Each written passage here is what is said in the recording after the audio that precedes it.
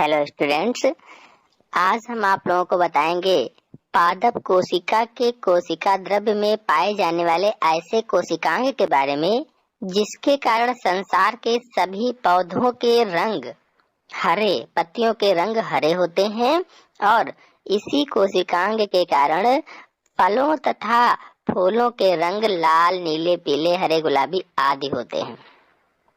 तो स्टूडेंट्स, आप सोच रहे होंगे कि ये कौन सा कोशिकांग है। तो मैं आपको बता दूं कि इस कोशिकांग का नाम लवक है, प्लास्टिड्स है। अंग्रेजी में प्लास्टिड्स कहते हैं, हिंदी में लवक कहते हैं।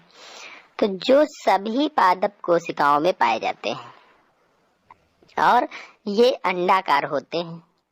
लवक की खोज हैकल नामक वैज्ञानिक ने सन 1865 ईस्वी में की थी, लेकिन लवक शब्द का प्रयोग सर्वप्रथम सिम्पर ने 1885 ईस्वी में किया था। लवक 3 प्रकार के होते हैं।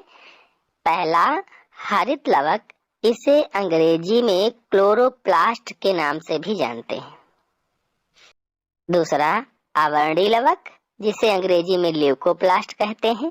और तीसरा है वर्णी लवक, इसे अंग्रेजी में क्रोमोप्लास्ट कहते हैं। अंग्रेजी में स्टूडेंट्स इसलिए हम बता रहे हैं क्योंकि कभी कभी अंग्रेजी में ही प्रश्न पूछ लिया जाता है, अंग्रेजी के नाम से ही पूछ लिया जाता है, इसलिए अंग्रेजी का नाम भी जानना अति आवश्यक होता है। तो चलिए स्टूडेंट्स, अब इनको एक एक करके समझ लेते हैं। पहला है हरित लवक यानी क्लोरोप्लास्ट। ये हरे रंग के लवक होते हैं। इनमें पर्णहरिम यानी क्लोरोफिल, अंग्रेजी में इसको कहते हैं, नामक हरा वर्णक पाया जाता है। हरित लवक मुख्य रूप से पेड़ पौधों के हरे भागों जैसे पत्तियों, कोमल तनों तथा अपरिपक्व यानी कच्चे फलों में पाया जाता है। मतलब ये कि पेड़ पौधों के जो भी भाग हरे होते हैं उन सभी भागों में हरित लवक पाया जाता है, क्लोरोप्लास्ट पाया जाता है। अब आते हैं इस लवक के दूसरे भाग यानी दूसरे प्रकार पर, जिसका नाम है अवर्णी लवक यानी ल्यूकोप्लास्ट। तो अवर्णी लवक, ये लवक रंगहीन होते हैं, यानी इनमें रंग नहीं पाया जाता है, इसमें कोई भी रंग नहीं होता है। अवर्णी लवक पौधों के उन भागों में पाया जाता है जहां प्रकाश नहीं पहुंचता है। ये पौधों के विभिन्न भागों में खाद्य पदार्थ संचित करने का कार्य करते हैं, इसीलिए इन्हें संचय लवक के नाम से भी जानते हैं। अवर्णी लवक 3 प्रकार के होते हैं। पहला मंड लवक, अंग्रेजी में से एमाइलोप्लास्ट कहते हैं, जो भोजन को मंड यानी स्टार्च के रूप में संचय करता है, जैसे मक्का, गेहूं, आलू आदि में। दूसरा तेलद लवण यानी इलियोप्लास्ट, जो भोजन को वसा के रूप में संचित करते हैं, जैसे नारियल, अरंडी, सरसों आदि।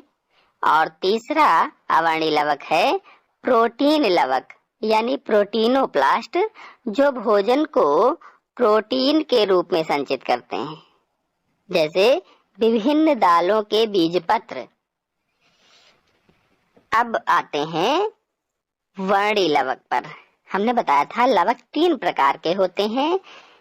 नंबर 1 हरित लवक, नंबर 2 अवर्णी लवक और नंबर 3 वर्णी लवक।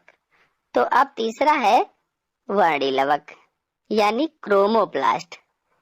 ये रंगीन होते हैं, यानी इनमें रंग पाए जाते हैं, जो परिपक्व फलों तथा पुष्पों को रंगीन बनाते हैं, आकर्षक बनाते हैं।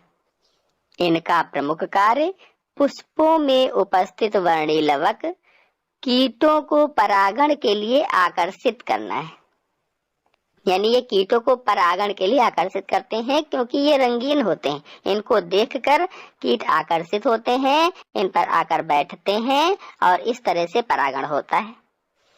रंगीन बीज तथा फल विभिन्न प्राणियों को अपनी ओर आकर्षित करते हैं, जिससे इनके प्रकीर्णन में भी सहायता मिलती है। तो स्टूडेंट्स, ये तीनों प्रकार के लवक एक रूप से दूसरे रूप में परिवर्तित हो सकते हैं।